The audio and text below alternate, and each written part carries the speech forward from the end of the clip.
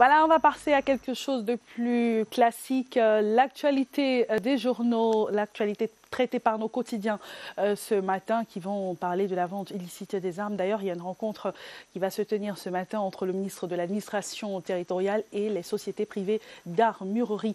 On en parlera dans la revue de presse de ce matin en anglais, présentée par Yves Formoso.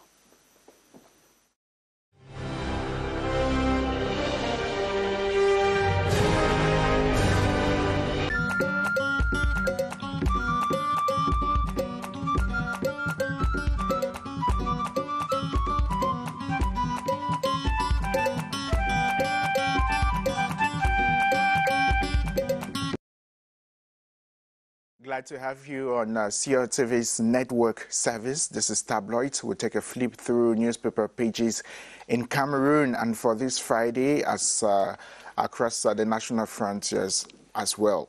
We begin locally with the Low National Bilingual Daily. Cameroon Tribune talks about the conflict of competence that is brewing between the Yaoundé city mayor and the mayor of Yaoundé 7 that has been pulling for some time now. Conflicts of competence involves misunderstanding, little or no mastery of the text, laying down distinctive functions of a city mayor and council mayor puts both men at loggerhead.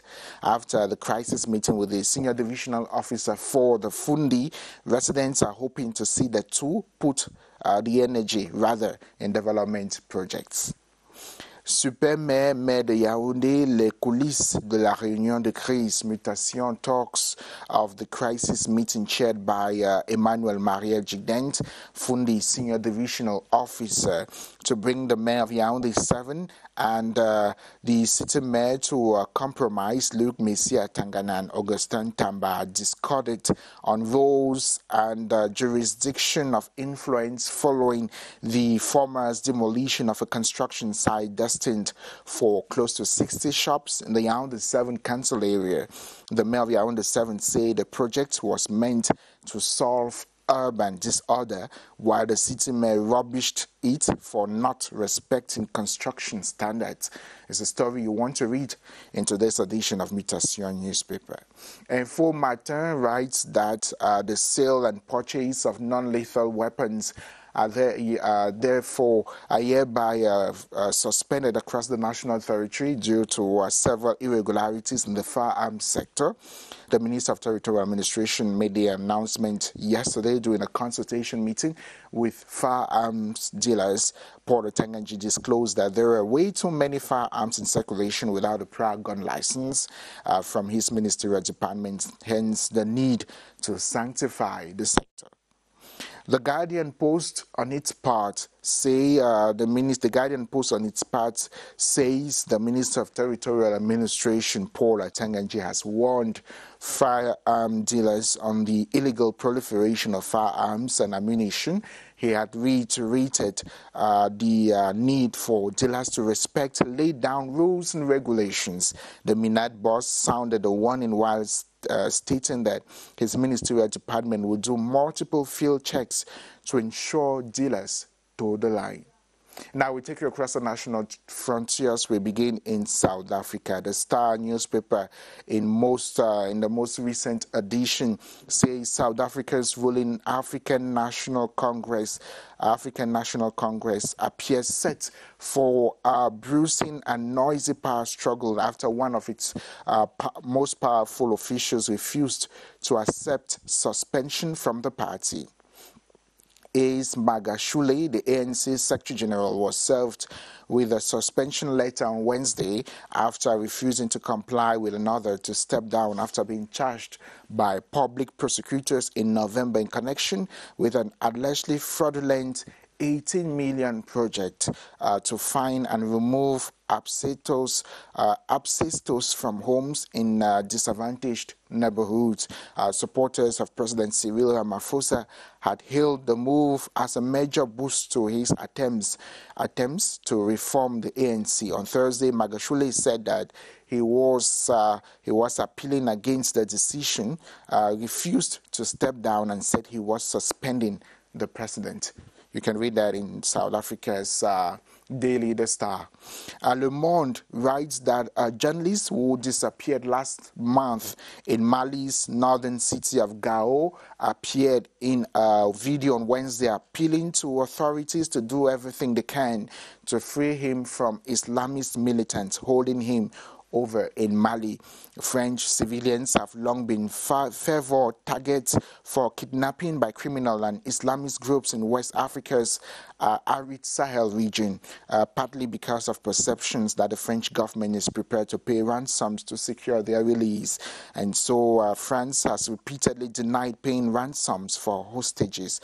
The ministry said it was in contact with his family and carrying out technical checks on the authenticity of the video, while Malian authorities stay silent on the kidnapping. The New York Times say Donald Trump's ban from Facebook and Instagram has been upheld by Facebook's oversight board.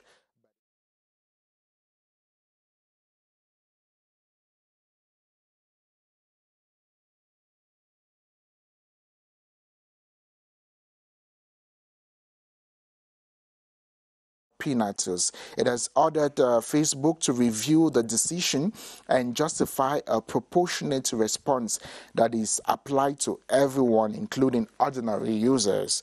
The former president was banned from both sites in January following the Capitol Hill riot. The Oversight Board said the initial decision to permanently suspend Mr. Trump was indeterminate and standardless, and that the correct response should be consistent with the rules that are applied to other users of its platform. Tensions rise over Jersey as Prime Minister deploys armed boots. The UK's daily newspaper, The Guardian, headlines. It adds that Boris Johnson has sent two Royal Navy patrol boats to protect Jersey from a feared blockade by French fishing vessel amid the dispute over the post-Brexit access to waters around the Channel Island. Earlier, the head of fisheries for the Normandy region, Dimitri Rogov, said 100 French fishing vessels will sail to Jersey's port today in protest.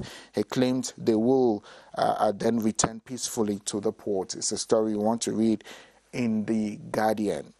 The Times Sports newspaper says Chelsea and Manchester City fans will be hoping a ban on international travel ends in time for them to get to Turkey in 3 weeks to see the Champions League final. We're talking about the New York Times Sports newspaper, which is saying in a further easing of coronavirus laws in England, the government is set to allow overseas travel again from May 17, but it's unclear which destinations will still require forms of quarantine on return. Hundreds of fans celebrated outside Stamford Bridge after Chelsea's 2-0 victory against Real Madrid secured their spot in the final, and will now be keen for the situation to change. We end with L'Equipe magazine. L'Equipe, the French daily sports magazine, talks about, it says Chelsea rêve plus grand. The paper says Chelsea dreams big, that of lifting the silverware of the Champions League. L'Equipe adds that the Tuchel makes managerial history as Chelsea reach Champions League final. It's a story you want to read more. Have a great weekend.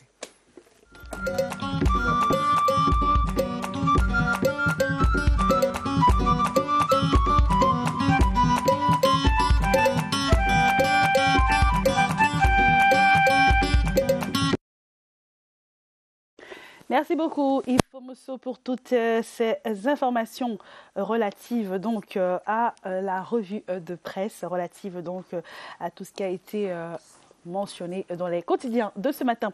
Cette information, avant de passer à la revue de presse en français, présentée par Debbie Kembe, Monsieur Olivier Kingemoli, coordonnateur général du Forum économique de Douala, accompagné du professeur Désiré Avom. Il est agrégé en économie, président du comité scientifique du Forum. Donc, rencontre ce vendredi 7 mai 2021 le président du Conseil régional du littoral à 11h. C'est dans la perspective d'intéresser cet instrument majeur de la décentralisation dont la participation aux initiatives de développement de la région du littoral. En rappel, le Forum économique de Douala se tiendra du 23 au 25 mai 2021.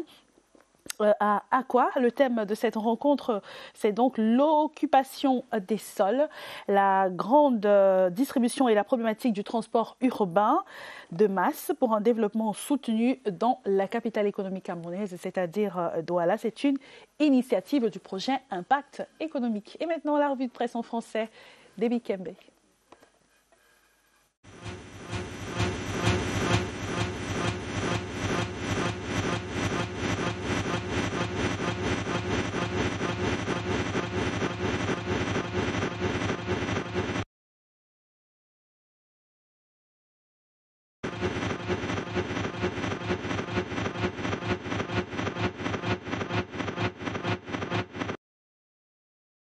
Ce vendredi 7 mai 2021. Bienvenue à Tabloïd, la une de vos journaux.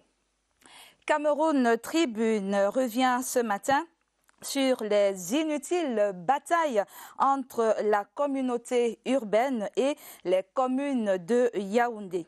Conséquence du feu aux poudres de la récente casse perpétrée à Yaoundé 7e Colbison par le maire de la ville. Alors, qui fait quoi?